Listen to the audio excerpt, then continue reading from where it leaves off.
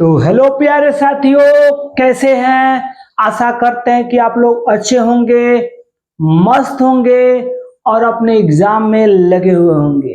तो आपके एग्जाम को और आसान बनाने के लिए मैं लेकर के आ चुका हूं क्लास 12 फिजिक्स का चैप्टर 7, जिसका नाम है प्रत्यावर्ती धारा, जो कि आपको एक एक ऑब्जेक्टिव चुन करके लाया हूं। और आप अगर वीडियो आप शुरू से अंत तक देख लेते हैं तो ये गारंटी है कि आपको समझ में आ जाएगा। तो आइए बिना समय व्यतीत किए हम लोग वीडियो को क्या करते हैं, स्टार्ट करते हैं। देखिए, पहला क्वेश्चन है कि प्रतिघात क्या है। प्रतिघात, जिसको हम लोग इंग्लिश में रिएक्टेंस कहते हैं। क्या कहते हैं? रिएक्टेंस। रिएक्टेंस तो कहता है कि रिएक्टेंस का माने प्रतिघात का मात्रक है। तो याद कर लेंगे कि प्रतिघात का जो मात्रक होता है वो क्या होता है? ओम होता है। प्रतिघात का मात्रक क्या होता है? ओम। और मैं आपको कुछ एक्स्ट्रा जानकारी दे दूं कि प्रतिघात कह लीजिए, प्रतिरोध कह लीजिए और प्रतिबाधा कह लीजिए, ये तीनों का मात्रक जो होता है आपका क्या होता है? ओम ही होता है। क्या होता है? ओम होता है। तो याद कर लीजिएगा, ठीक है, कि प्रतिघात हो जिसको इंग्लिश में रिएक्टेंस कहते हैं, प्रतिरोध हो रेजिस्टेंस हो, प्रतिबाधा हो इम्पीडेंस हो, सबका मात्रक क्या होता है? ओम होता है। क्या होता है? ओम होता है। अगला क्वेश्चन है कि प्रत्यावर्ती धारा क्या है। प्रत्यावर्ती धारा परिपथ में शक्ति व्यय होती है। आपको बता देना है किनमें से किन में आपका शक्ति क्या होती है? व्यय होती है, मैंने खर्च होती है।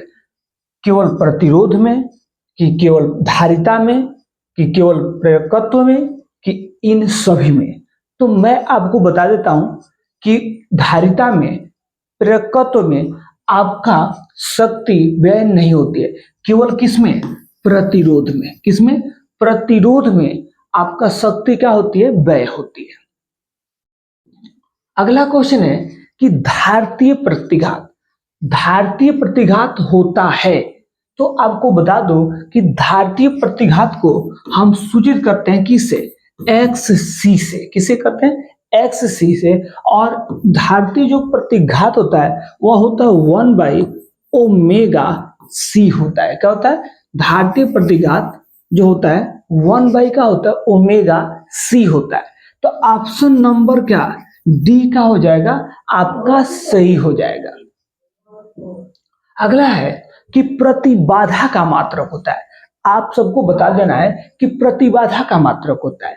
तो याद कर लेंगे, अभी मैं आपको पहले नंबर में भी बताया था कि प्रतिबाधा हो, क्या हो? प्रतिबाधा हो, प्रतिरोध हो या प्रतिघात हो, सबका जो मात्रक होता है वो क्या होता है? ओम होता है। क्या होता है? ओम होता है। क्या होता है? ओम होता है। तो याद कर लेंगे प्रतिबाधा का मात्रक क्या होता है? ओम होता है। अगला है कि हेनरी मात्रक है। आपको बता देना है कि हेनरी किसका मात्रक होता है? हेनरी किसका मात्रक होता है? तो हेनरी जो होता है वह किसका? प्रेरकत्व का होता है। किसका? हेनरी जो होता है प्रेरकत्व का क्या होता है? मात्रक होता है। मैं आपको जानकारी के लिए बता दूं कि प्रतिघात का मात्रक क्या होता है, तो बोल देंगे प्रतिघात का मात्रक क्या होता है? ओम होता है। प्रतिरोध का भी मात्रक क्या होता है? ओम ही होता है। ठीक है, तो आशा करते हैं कि आप लोगों को समझ में आ गया होगा। हेनरी जो होता है किसका? प्रेरकत्व का मात्रक होता है। अगला है कि गैल्वेनोमीटर को, किसको? गैल्वेनोमीटर को वोल्ट मीटर में बदलने में जरूरत होती है। आपको बताना है कि गैल्वेनोमीटर को वोल्ट मीटर में बनाने में किसकी जरूरत होती है। तो याद कर लेंगे किसकी? उच्च प्रतिरोध का। किसका? उच्च प्रतिरोध का क्या होता है, जरूरत पड़ता है गैल्वेनोमीटर को किसमें, वोल्ट मीटर बनाने में।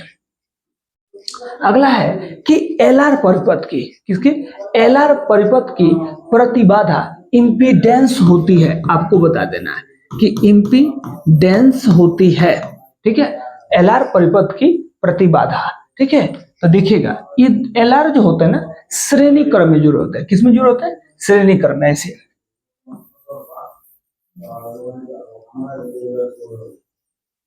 ऐसे। तो ये आपका प्रेरकत्व को हम लोग एल से डिनोट करते हैं और प्रतिरोध को किससे डिनोट करते हैं, आर से। प्रेरकत्व के प्रतिरोध को हम लोग एक्स एल से डिनोट करते हैं और प्रतिरोध के तो आर से ही करते हैं, ठीक है। प्रतिबाधा को हम लोग कहते हैं क्या, जेड। प्रतिबाधा को किससे शुरू करते हैं, जेड से।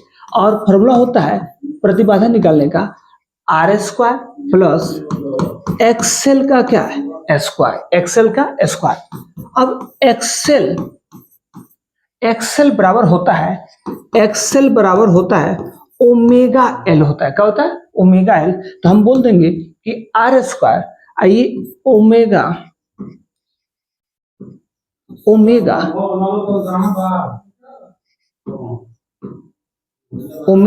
एल का क्या, स्क्वायर। अब हम इसको ऐसे भी बना सकते हैं, आर का स्क्वायर, ये दोनों का स्क्वायर है तो ओमेगा का भी स्क्वायर और का एल का भी का स्क्वायर। तो ऑप्शन नंबर डी आपका क्या हो जाएगा, सही हो जाएगा, ठीक है। एलआर परिपथ की प्रतिबाधा जो होती है under root R square plus omega square into का होता है एल स्क्वायर होता है। करें कि तप्त तार एमीटर मापता है प्रत्यावर्ती धारा का। तो याद कर लेंगे जो तप्त तार एमीटर होता है वो प्रत्यावर्ती धारा का क्या मापता है, मूल औसत वर्गमान को मापता है, ठीक है। तप्त तार एमीटर जो होता है वह मूल औसत वर्गमान को क्या करता है, मापता है। अगला है कि आभासी धारा होती है, तो आभासी धारा जो होती है, आभासी धारा जो होती है वह होती है शिखर धारा। क्या होती है, शिखर धारा अब बटा का अंडर रूट 2 होती है, ठीक है। आभासी धारा होती है शिखर धारा बटा अंडर रूट क्या होती है, 2 होती है। तो ये ऑप्शन नंबर क्या, सी आपका सही हो जाएगा। अगला है कि प्रत्यावर्ती धारा के मूल माध्य वर्गमान और इसके शिखर मान का अनुपात होता है, आपको बता देना है। तो देखिए मैं आपको पहले बता देता हूं कि प्रत्यावर्ती धारा के जो मूल माध्य मान होता है इसको हम किससे डिनोट करते हैं, इसको डिनोट करते हैं किससे, IRMS से, ठीक है। और शिखर मान को डिनोट करते हैं किससे, I नॉट से। और इनके बीच जो संबंध होता है वो होता है IRMS बराबर होता है I नॉट बटा का अंडर रूट 2। आपसे क्वेश्चन पूछा गया है कि प्रत्यावर्ती धारा के मूल माध्य वर्ग मान और शिखर मान का अनुपात। तो इस शिखर मान को यहाँ पर ला देंगे बटा में, तो IRMS बटा I नॉट तो बराबर क्या हो जाएगा, 1 बटा अंडर रूट 2 हो जाएगा। तो हमसे क्वेश्चन यही पूछा गया है कि वर्ग माध्य मान और शिखर मान का अनुपात कितना होता है, तो कितना होता है, 1 बटा अंडर रूट 2 होता है। 1 बटा का होता है अंडर रूट 2 होता है। अगला है कह रहे कि यांत्रिक ऊर्जा को विद्युत ऊर्जा में बदलने वाला यंत्र कहलाता है। तो यांत्रिक ऊर्जा को विद्युत ऊर्जा में बदलने वाला यंत्र जो होता है वह क्या कहलाता है, डायनेमो कहलाता है। क्या कहलाता है, डायनेमो कहलाता है। अब आपसे कोई पूछेंगे कि डायनेमो का है तो बता दीजिएगा कि डायनेमो जो है क्या है, डायनेमो एक ऐसी युक्ति है, डायनेमो एक ऐसी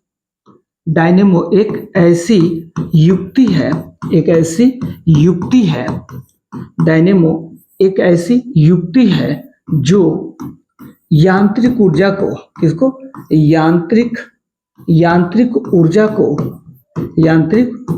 को किसमें, विद्युत विद्युत ऊर्जा में क्या करता है, बदलता है, बदलता है। ठीक है, यह जो होता है विद्युत चुंबकीय प्रेरण के का सिद्धांत पे कार्य करता है। किस पर, यह विद्युत चुंबकीय प्रेरण के सिद्धांत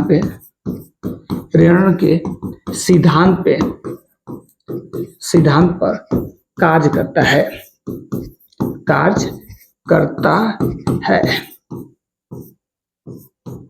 ठीक है, चलते हैं नेक्स्ट क्वेश्चन की तरफ। अगला क्वेश्चन है कि ट्रांसफार्मर एक युक्ति है। तो याद रखिएगा कि ट्रांसफार्मर जो है, ट्रांसफार्मर एक क्या है, एक ट्रांसफार्मर एक ऐसी युक्ति है, ट्रांसफार्मर एक ऐसी युक्ति है जो हो गया प्रत्यावर्ती धारा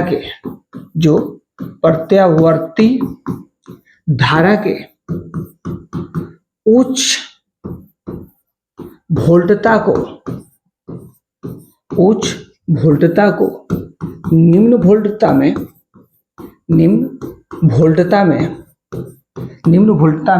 या निम्न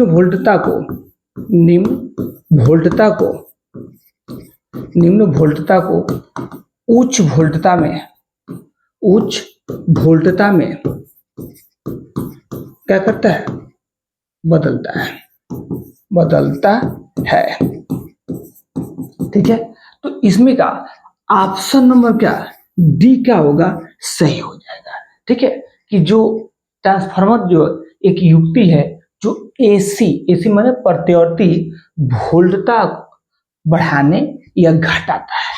ठीक है, घटाने की युक्ति है। ठीक है, अगला चलते हैं कि यदि एल प्रेरकत्व, आर प्रतिरोध तथा सी संधारित्र की धारिता हो तो एल बाई आर तथा आर सी का बीमीय सूत्र है। ठीक है, तो आइए हम बात करते हैं एल का जो मात्रक होता है वह क्या, माने प्रेरकत्व। ठीक है, प्रेरकत्व को हम ऐसे डिनोट करते हैं। तो देखिएगा एल का जो मात्रक होता है प्रेरकत्व का हेनरी होता है। इसका अन्य जो मात्रक होता है वह होता है आपका वोल्ट। क्या होता है, वोल्ट सेकेंड होता है। क्या होता है, वोल्ट सेकेंड होता है, बटा क्या होता है, एम्पियर होता है। उसके बाद आर का मात्रक क्या होता है, ओम होता है। आर का मात्रक क्या होता है, ओम होता है। आर का मात्रक क्या होता है, ओम होता है। और इसका मात्रक जो होता है वह होता है वोल्ट। क्या होता है, वोल्ट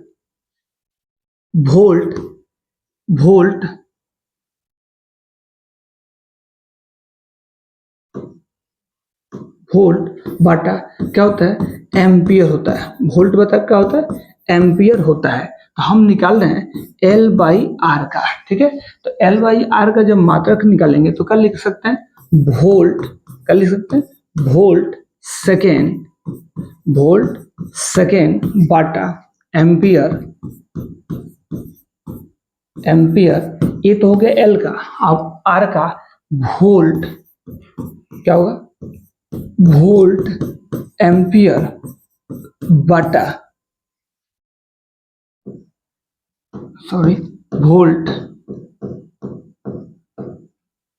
वोल्ट बटा क्या होता है, एम्पियर होता है। वोल्ट बटा एम्पियर, तो एम्पियर से एम्पियर कट जाएगा, वोल्ट से क्या हो जाएगा, वोल्ट कट जाएगा, बचेगा क्या, सेकेंड। तो सेकेंड माने समय। ठीक है, तो समय का, टाइम का क्या होता है, टी होता है। इसको थोड़ा सा स्टैंडर्ड में सजा लेंगे तो देखिएगा m0 और का L0, तो ये हो गया L बाई आर का। किसका, L बाई आर का बीमीय सूत्र हो गया। अब आते हैं किसका, RC का। किसका, तो R का अभी लिखा गया है कि वोल्ट क्या होता है, वोल्ट एम्पियर होता है। वोल्ट क्या होता है, एम्पियर होता है।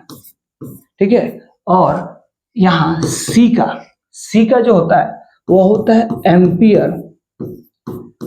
एम्पियर सेकेंड एम्पियर सेकेंड अब बटा क्या होता है, वोल्ट होता है। क्या होता है, वोल्ट होता है। तो वोल्ट से वोल्ट कट गया, एम्पियर से एम्पियर कट गया, बच गया क्या, सेकेंड बच गया, समय बच गया। समय का बताइए कि है कि टी होता है, ये नहीं है, एम नहीं है, तो एम जीरो हो जाएगा, एल जीरो हो जाएगा।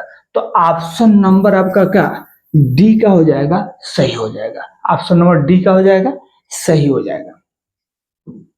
चलते हैं, करें कि यदि यदि किसी ऊंचाई ट्रांसफार्मर के प्राथमिक एवं द्वितीय कुंडली में क्रमशः क्या हो, N1 और N2 लपेटे हैं, N1 और क्या है, N2 लपेटे हैं, तो बताना है कि N1 बड़ा होगा, माने N1 लपेटों की संख्या N2 से बड़ा होगा, कि N2 लपेटों की संख्या N1 से बड़ा होगा, कि बराबर होगा, कि जीरो होगा।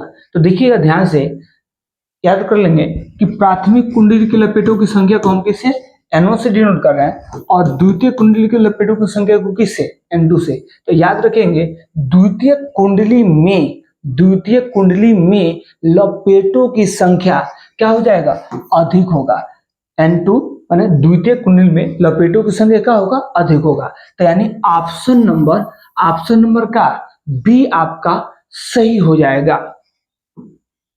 अगला है कि एक गर्म तार एमीटर मापता है। तो ये क्वेश्चन दोबारा का हो गया, रिपीट हो गया। तो हम लोग जानते हैं कि एक गर्म तार कहिए या तब तो तार एमीटर कह लीजिए, तब तार एमीटर जो मापता है वो का प्रत्यावर्ती धारा के, क्या मापता है, प्रत्यावर्ती धारा का मूल माध्य वर्ग मान को क्या करता है, मापता है। है कि एलसीआर परिपथ में विद्युत अनुनाद होने के लिए आवश्यक है। तो याद रखेंगे कि एलसीआर परिपथ में जो एलसीआर परिपथ की प्रतिबाधा का होती है, तो एलसीआर परिपथ की जो प्रतिबाधा होती है वह होती है R² plus omega L minus 1 by omega C के स्क्वायर के क्या होता है, बराबर होता है। तो ये हम omega L minus 1 by omega C के स्क्वायर को क्या करते हैं, जीरो कर लेते हैं। ठीक है, तो ये स्क्वायर हटाएंगे तो अंडर रूट लगेगा, तो जीरो का तो वर्गमूल जीरो ही होगा। तो ये omega L minus 1 by omega C बराबर का हो गया जीरो। तो ओमेगा एल बराबर का 1 बाई ओमेगा सी। ठीक है, तो ये देखिएगा, याद कर लेंगे कि एलसीआर परिपथ में विद्युत अनुनाद के लिए, इलेक्ट्रिक रेजोनेंस होने के लिए आवश्यक है कि ओमेगा एल बराबर होना चाहिए किसके, 1 बाई ओमेगा सी के। यानी ऑप्शन नंबर का ए का हो जाएगा आपका, सही हो जाएगा। अगला है कि ट्रांसफार्मर में विद्युत ऊर्जा का ऊष्मा में रूपांतरण को कहा जाता है। ट्रांसफार्मर में विद्युत ऊर्जा का ऊष्मा में रूपांतरण कहा जाता है। तो याद कर लेंगे कि ट्रांसफार्मर में विद्युत ऊर्जा का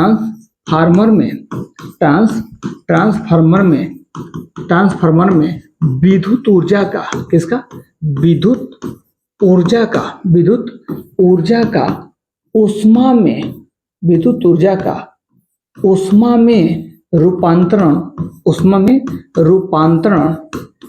रूपांतरण आपका ताम्र क्षय, क्या बोलेंगे,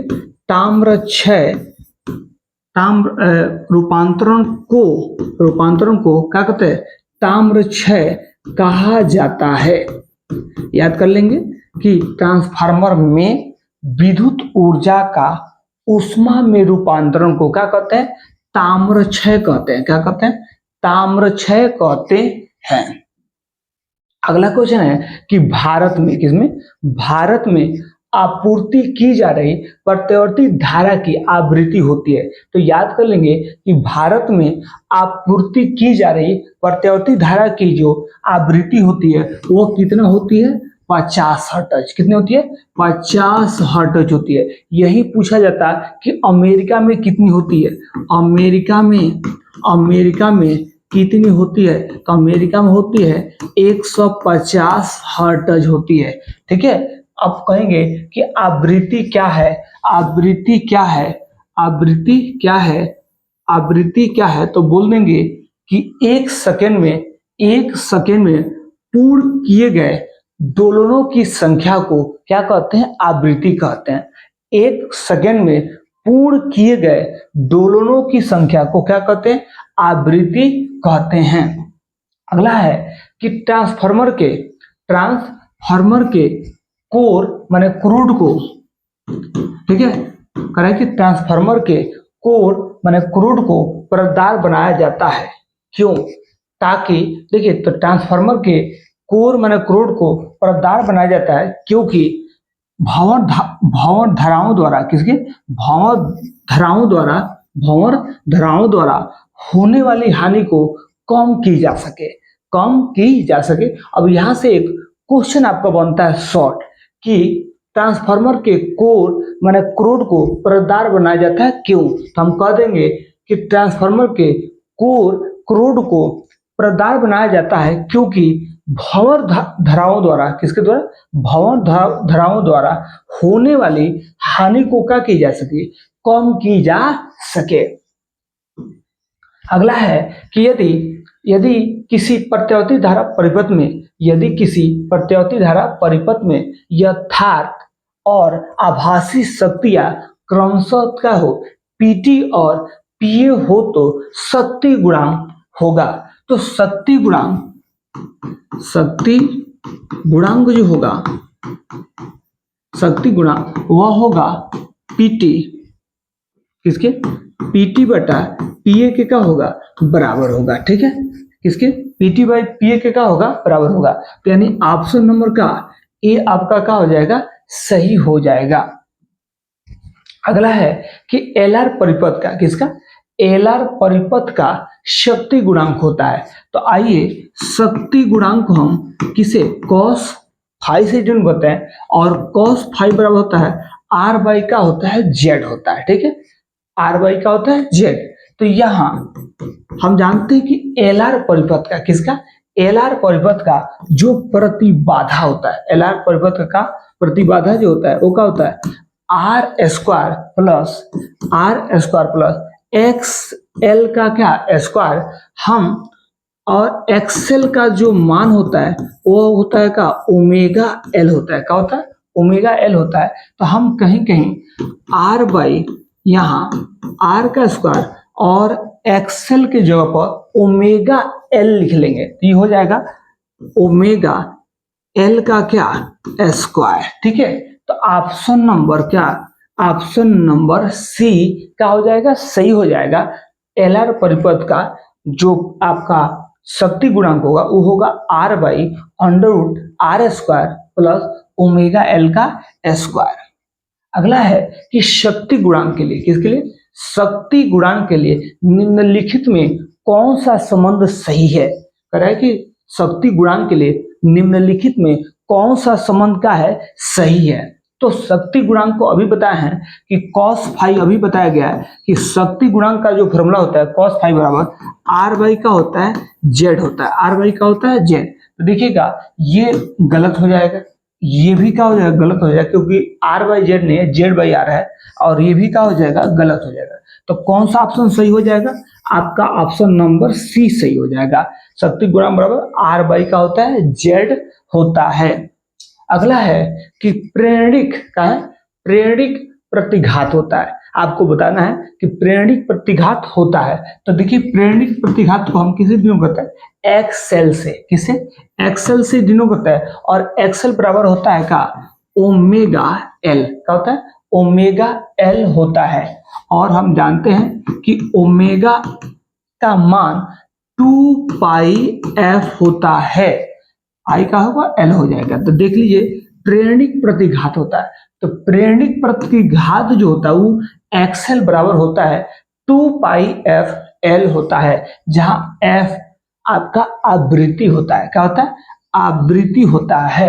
देखिए आरसी का बीमीय सूत्र होता है, तो ये मैंने आपको बता दिया है पिछले क्वेश्चन में, लेकिन फिर से बता देते हैं कि आरसी का पूछा गया कि बी में यूज होता है, तो आर का याद कर लेंगे, आर का होता है का वोल्ट बटा का एम्पियर होता है, वोल्ट बटा का होता है एम्पियर। और सी का जो संधारित्र का जो होता है, संधारित्र का वो होता है आपका का, वो होता है आपका एम्पियर सेकेंड। क्या होता है? एम्पियर सेकेंड होता है, एम्पियर सेकेंड होता है। तो एम्पियर से और बटा वोल्ट होता है। क्या होता है? वोल्ट। तो देखिए वोल्ट से वोल्ट कट जाएगा, एम्पियर से एम्पियर कट जाएगा, बचेगा का सेकेंड। तो सेकेंड माने समय, ठीक है। तो समय का क्या होता है? टी। और इसको स्टैंडर्ड में लिखना चाहते हैं तो क्या, एम के पावर 0, एल के पावर का 0, क्योंकि हम लोग किसी चीज का बीमा लिखते हैं तो एम के पावर ए, एल के पावर बी और टी के पावर का लिखते हैं सी लिखते हैं। तो इसमें एम एल का है गायब है तो हम 0 दे देंगे। तो ऑप्शन नंबर कौन? ऑप्शन नंबर डी आपका क्या हो जाएगा? सही हो जाएगा। अगला है कि एलआर परिपथ में, एलआर परिपथ में कालांतर होता है। एलआर परिपथ में कालांतर माने फेज डिफरेंस होता है। तो फेज डिफरेंस को हम फाई से क्या करते हैं? डिनोट करते हैं। फेज डिफरेंस माने कालांतर को किससे? फाई से। और टेन फाई बराबर होता है, टेन फाई बराबर होता है आपका यदि एक्सएल बटा का होता है आर होता है। तो एक्सएल का मान, एक्सएल बराबर होता है क्या? ओमेगा एल बाई का आर। तो अगर हम बोलेंगे कि फाई माने कालांतर बराबर का होगा तो फाई बराबर हो जाएगा का टेन इनवर्स ओमेगा एल बटा का आर, यानी ऑप्शन नंबर कौन सा? सी का हो जाएगा, सही हो जाएगा। ठीक है। अगला है कि कह रहा है कि 220 वोल्ट प्रत्यावर्ती परिपथ का शिखर मान होता है। मैंने आपको बता देना है कि V नॉट का मान होगा, ये आपको कहा दिया है, V दिया गया है, ठीक है। तो आपसे पूछा जा रहा है V नॉट का मान का होगा। तो देखिएगा हम लोग जानते हैं कि V बराबर होता है V नॉट बाई का √2 होता है, ठीक है। तो आपको V का मान दिया गया कितना? 220, आपको निकालना है V नॉट बटा √2। तो यहाँ कोना कोनी क्या कर देंगे? गुना कर देंगे। तो V नॉट बराबर हो जाएगा 220 √ का 2 वोल्ट हो जाएगा, ठीक है।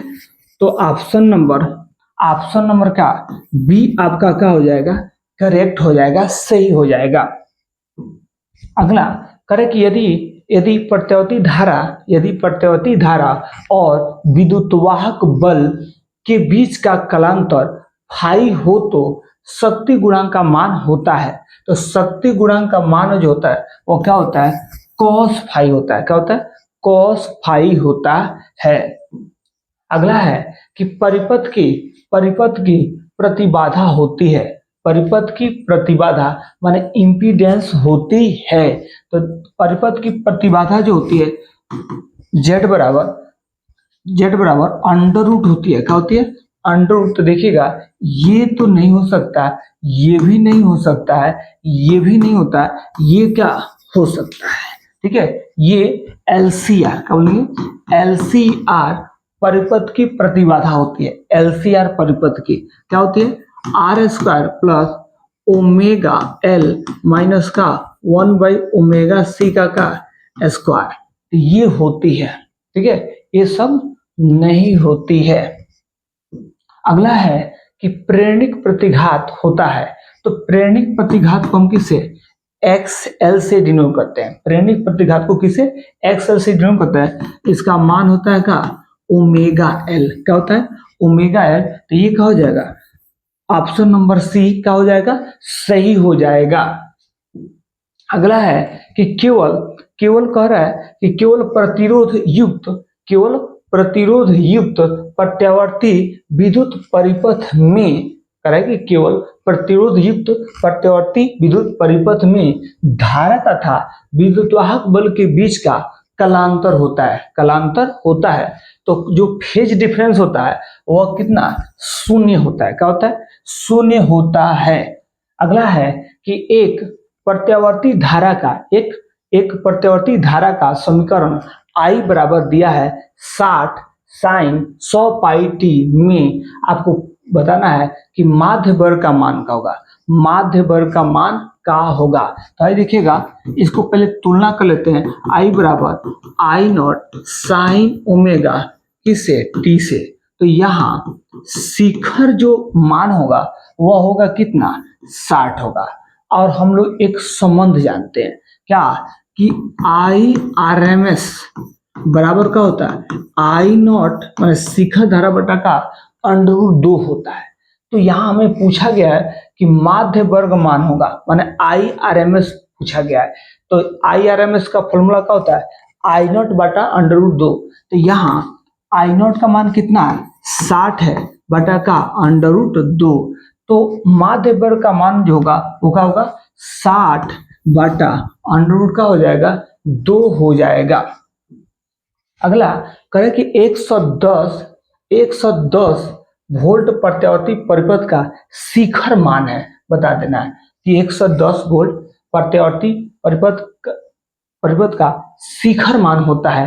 तो ये आपका भी दिया गया है और ये आपसे पूछा जा रहा है का भी नॉट, क्या पूछा जाएगा, भी नॉट। हम लोग जानते हैं कि भी बराबर भी नॉट बाई का √ का होता है 2 होता है, 2 होता है। तो यहाँ 110 ये भी नॉट बटा का √2 कोना कोनी क्या कर देंगे, गुणा कर देंगे तीछा तीछी, तो हो जाएगा भी नॉट बराबर 110 √ का 2 वोल्ट हो जाएगा। ठीक है, तो यानी ऑप्शन नंबर क्या, ऑप्शन नंबर आपका बी क्या हो जाएगा, सही हो जाएगा। ठीक है, 110 √ का 2। अगला है कि प्रत्यावर्ती धारा के शिखर मान तथा मूल माध्य वर्ग मान का अनुपात होता है। तो पहले हम लोग जान लेते हैं कि मूल माध्य वर्ग मान और शिखर मान के बीच क्या संबंध होता है। तो देखिएगा, संबंध होता है कि आई आर एम एस बराबर होता है आई नॉट बटा का होता है √2 होता है। तो हमें जो क्वेश्चन पूछा जा रहा है कि शिखर धारा क्या पूछा जा रहा है, ये शिखर धारा होता है, ये शिखर धारा है, ये क्या है, शिखर मान बोल सकते हैं। ये क्या होता है, मूल माध्य मान होता है। ठीक है, तो हमें पूछा गया कि शिखर मान तथा का मूल माध्य वर्ग का, तो इसको हम कहाँ कर देंगे, नीचे में, इसको कर देंगे यहाँ में। देखिएगा, तो ये √2 बराबर आई नॉट बटा आई का RMS। ठीक है, तो देखेंगे कह रहा है कि शिखर मान तथा मूल माध्य वर्ग मान का अनुपात जो होता है वह होता है क्या, √2 होगा। क्या होगा, √2 होगा। अगला है कि प्रत्यावर्ती धारा के मूल माध्य वर्ग तथा शिखर मान का अनुपात क्या होगा, तो ये होगा 1 बटा का √। ये क्वेश्चन रिपीट कर गया, जैसे ये है कि आई आर एम एस बराबर आई नॉट बटा का √2। हमें पूछा गया है कि मूल माध्य वर्ग तथा शिखर मान का अनुपात, तो ला दीजिए उसको, आई नॉट को कहा यहाँ पे, तो ये यहाँ कुछ नहीं तो 1 है बटा का √2 है, तो 1 बटा का हो जाएगा √2 हो जाएगा। अगला है कि प्रत्यावर्ती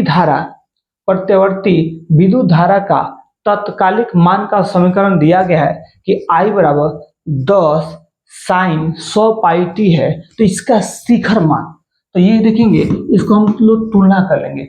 I बराबर आई नॉट साइन ओमेगा किससे, टी से, जहां ये आई नॉट को क्या कहते हैं, शिखर मान कहते हैं। क्या कहते हैं, शिखर मान कहते हैं। तो हमें पूछा गया है कि शिखर मान होगा, तो आई नॉट बराबर हो जाएगा क्या, 10 एम्पियर हो जाएगा। क्या हो जाएगा, 10 एम्पियर। तो शिखर मान कितना हो जाएगा, पहला 10 एम्पियर हो जाएगा। कितना हो जाएगा, 10 एम्पियर हो जाएगा। अगला है कि प्रत्यावर्ती धारा, क्या बोलेंगे, प्रत्यावर्ती विद्युत धारा का तत्कालिक मान होता है, समीकरण होता है। तो ये होता है I बराबर आई नॉट साइन साइन ओमेगा क्या होता है, टी होता है। ठीक है, तो ऑप्शन नंबर क्या हो जाएगा, सी क्या हो जाएगा, सही हो जाएगा। अगला है कि प्रत्यावर्ती धारा के, किसके, प्रत्यावर्ती धारा के एक पूर्ण चक्र करे कि प्रत्यावर्ती धारा के एक पूर्ण चक्र पर, प्रत्यावर्ती धारा के एक पूर्ण चक्र पर प्रत्यावर्ती धारा का औसत मान क्या होता है। तो देखिए, ऊपर गया तो का माइनस में, सॉरी ऊपर गया तो प्लस में, नीचे आया तो का माइनस में, इसको जोड़ेंगे तो क्या हो जाएगा, जीरो हो जाएगा। क्या हो जाएगा, जीरो। तो औसत आई ए भी जो होगा वो क्या हो जाएगा, जीरो होता है। क्या होता है, जीरो होता है। तो ऑप्शन नंबर ए क्या हो जाएगा, बी सही हो जाएगा। अगला है कि ट्रांसफार्मर के क्रोड को परतदार रखा जाता है, तो रोकने के लिए, किसको रोकने के लिए, ऊर्जा क्षय को, किसको, ऊर्जा क्षय को रोकने के लिए ट्रांसफार्मर के क्रोड को का परतदार रखा जाता है। ठीक है, यहाँ थोड़ा सा टाइपिंग में हुई है, तो आगे बढ़ते हैं हम लोग। देखिए कह रहा है कि L बाई आर की बीमा होती है। तो मैं पीछे क्वेश्चन में बता चुका हूं कि L बाई आर की बीमा क्या होती है। मैं फिर से बता देता हूं कि L का मात्रक होता है, वह होता है वोल्ट सेकेंड, क्या होता है, वोल्ट सेकेंड बटा का एम्पियर होता है। और आर का, इसका आर का जो मात्रक होता है वह होता है वोल्ट बटा क्या होता है, एम्पियर होता है। तो एम्पियर से एम्पियर कट जाएगा, वोल्ट से वोल्ट कट जाएगा। ये सेकेंड, ये टाइम होता है। क्या होता है, टाइम का मात्रक होता है, समय का। तो टाइम का क्या बीमा होता है, टी होता है। इसमें एम नहीं है तो लिख लेंगे एम जीरो, एल नहीं है तो का एल जीरो लिख देंगे। ठीक है, तो सिर्फ यदि है टी है तो ये हो जाएगा का, ये ऑप्शन नंबर हो जाएगा। अगला करे कि शुद्ध धारित्व में, किसमें, शुद्ध धारित्व में औसत शक्ति की खपत होती है। तो शुद्ध धारित्व में औसत शक्ति की खपत क्या होती है, शून्य होती है। शक्ति क्या होती है, शून्य होती है। हाँ, एसी परिपथ की औसत शक्ति होती है। तो एसी परिपथ की जो औसत शक्ति होती है वो क्या होती है, वो होते ईवी, क्या होते हैं, EV IV cos phi, EV IV cos phi. ठीक है, औसत शक्ति जो होती है वो क्या होती है, ईवी आईवी कॉस फाई होती है। कह रहा है कि 1/L ओमेगा, कह रहा है कि 1/L ओमेगा की इकाई है। तो वो किसकी है, आर की क्या है, इकाई है। अगला है कि विद्युत लेपन में, किसमें, विद्युत लेपन में बताना है कि व्यवहार आने वाली धारा होती है। तो याद कर लेंगे कि विद्युत लेपन में व्यवहार में आने वाली धारा कौन होती है, डिस्ट धारा होती है, डीसी डायरेक्ट करंट होती है। कह रहे कि निम्नलिखित में से किसके लिए संधारित्र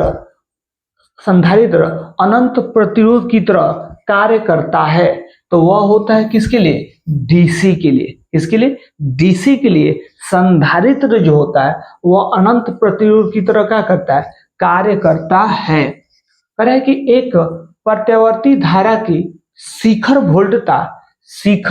वोल्टता दिया है कितना, 440 वोल्ट है। ठीक है, कह रहे कि एक प्रत्यावर्ती धारा की शिखर वोल्टता माने V नॉट आपका 440 वोल्ट है। तो इसकी आभासी वोल्टता होगी, इसकी आभासी वोल्टता होगी। तो देखिएगा आभासी वोल्टता बराबर होता है, आभासी वोल्टता बराबर होता है शिखर वोल्टता बटा क्या होता है, √2 होता है। तो शिखर वोल्टता कितना दिया है, 440 दिया है, बटा का अंडर 2, इसका परिमेयकरण कर देंगे तो 440 बटा अंडर 2 गुणे अंडर 2 बटा अंडर 2, तो ये हो जाएगा 440 अंडर 2 बटा है 2, काट देंगे 2 दूना 4, 2 दूना 4 0, यानी 220 अंडर 2 वोल्ट हो जाएगा। कितना? 220 अंडर 2 वोल्ट हो जाएगा, यानी ऑप्शन नंबर सी क्या हो जाएगा? सही हो जाएगा। अगला चलते हैं कि प्रत्यावर्ती विभव लगाने पर एक डिस्ट धारा उत्पन्न करने वाले षड्यंत्र का नाम है। तो कह रहा है कि प्रत्यावर्ती विभव लगाने पर एक डिस्ट धारा उत्पन्न करने वाले षड्यंत्र को हम लोग कहते हैं रेक्टिफायर। क्या कहते हैं? रेक्टिफायर कहते हैं। अगला है कि शक्ति गुणांक, कह रहा है कि शक्ति गुणांक किसके बीच बदलती है? शक्ति गुणांक किसके बीच बदलती है? तो याद कर लेंगे, शक्ति गुणक जो होता है 0 और 1 के बीच क्या होती है? बदलती है। कह रहे कि एलसी परिपथ को कहा जाता है। एलसी परिपथ को कहा जाता है, तो एलसी परिपथ को दोलनी परिपथ कहते हैं। क्या कहते हैं? एलसी परिपथ को क्या कहते हैं? दोलनी परिपथ कहते हैं। कह रहे कि संधारित्र का शक्ति गुणांक लगभग है। संधारित्र का शक्ति गुणांक लगभग है, तो ये लगभग कितना है? 0 है। ठीक है, संधारित्र का शक्ति गुणांक लगभग क्या है? 0 है। कह रहे कि चोक कुंडली का शक्ति गुणांक है। चोक कुंडली का शक्ति गुणांक, तो चोक कुंडली का शक्ति गुणांक भी क्या है? 0 है। ठीक है, चोक कुंडली का शक्ति गुणांक भी क्या है? 0 है। अब कह रहे हैं कि प्रत्यावर्ती धारा का, किसका? प्रत्यावर्ती धारा का ऊष्मीय प्रभाव प्रमुखतः है। तो प्रत्यावर्ती धारा का ऊष्मीय प्रभाव जो है वह प्रमुखतः क्या है? जूल ऊष्मन है। क्या है? जूल ऊष्मन है। कह रहे कि अपचायी ट्रांसफार्मर बढ़ाता है। हम लोग जानते हैं कि ट्रांसफार्मर 2 प्रकार का होता है। ठीक है, एगो ऊंचाई, एगो का अपचायी। तो कहता है कि अपचायी ट्रांसफार्मर बढ़ाता है, तो याद कर लेंगे अपचायी ट्रांसफार्मर जो है वह किसको? धारा को बढ़ाता है, और ऊंचाई ट्रांसफार्मर जो है वो वोल्टता को क्या करता है? बढ़ाता है। तो ये रहा 52 क्वेश्चन। ठीक है, आप लोगों को ये वीडियो कैसे लगा आप लोग जरूर कमेंट करके बताइएगा। अगर ये वीडियो आपको पसंद आती है तो लाइक करना, अपने दोस्तों रिश्तेदारों में शेयर करना नहीं भूलिएगा।